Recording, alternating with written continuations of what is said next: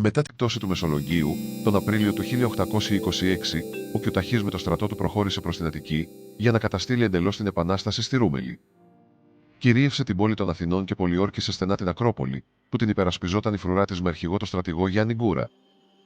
Τότε διορίστηκε από την επαναστατική κυβέρνηση αρχιστράτηγος στη στερεά Ελλάδα, ο πλαρχηγός Γεώργιος Καραϊσκάκης, και στάλθηκε να αντιμετωπίσει τον Κιουταχή. Ο Καραϊσκάκης, πρώην κλέφτης και επιταρματολός στην περιοχή αυτή, είχε μεγάλη πολεμική πείρα. Για αντιπερισπασμό κατευθύνθηκε τον Οκτώβριο του 1826 στην περιοχή της Στερεάς, προκειμένου να ξεσηκώσει τα μέρη που είχαν υποταχθεί και να παρεμποδίσει τον ανεφοδιασμό των Τούρκων από τη Θεσσαλία, αναγκάζοντάς τους να αποσύρουν στρατεύματα από την πολιορκία της Ακρόπολης.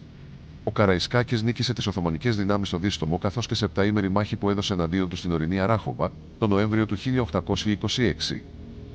Έως τις αρχές του 1827 είχε κατορθώσει να εκδιώξει τα Οθωμανικά στρατεύματα από το μεγαλύτερο μέρος της στερεάς Ελλάδας. Έσπευσε τότε στην Αττική για να βοηθήσει τους πολιορκημένους αγωνιστές και στρατοπέδευσε στο Κερατσίνι.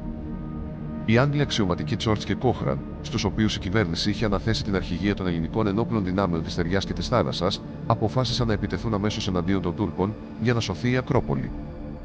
Ο Καραϊσκάκης, που ήταν άρρωστος στη σκηνή του με πυρετό, όρμησε με το άλογο του στον τόπο της σύγκρουσης. Αλλά τραυματίστηκε σοβαρά. Ξεψύχησε την επόμενη μέρα.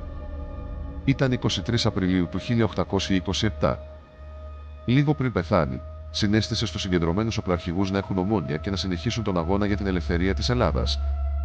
Η Ακρόπολη παραδόθηκε το Μάιο του 1827 στους Τούρκους πολιορκητές της.